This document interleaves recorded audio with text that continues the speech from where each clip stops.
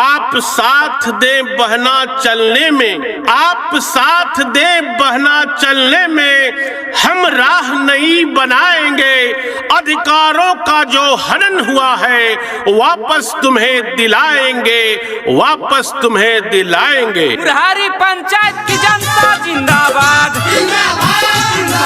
दिलीप भैया जिंदाबाद, देवंती देवी जिंदाबाद, ढोलक छाप जिंदाबाद,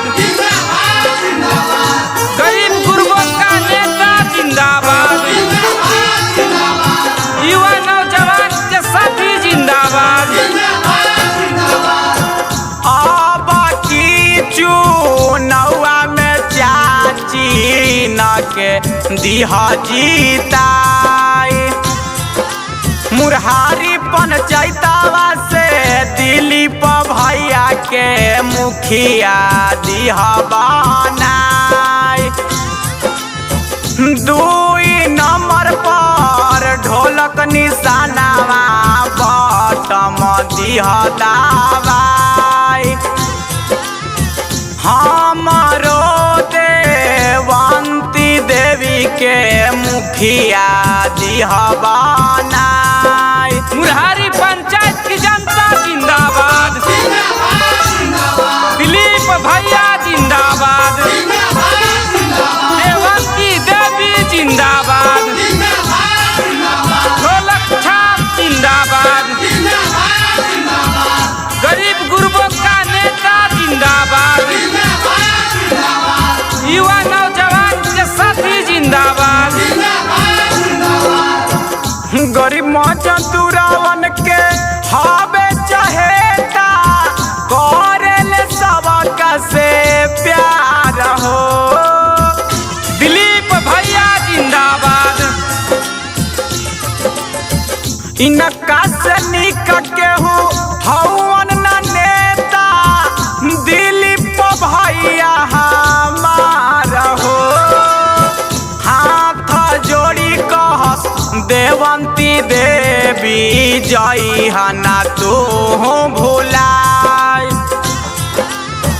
ढोलक छाप हमर निशानावा दीहा बटम दवाई।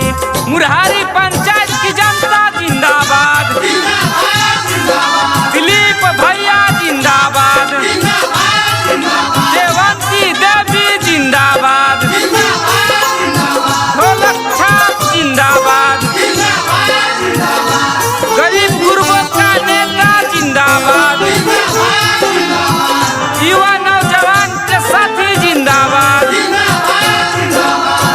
गौवा के विकास होई, काम कुछो खास होई, बनी नाराया बास हो।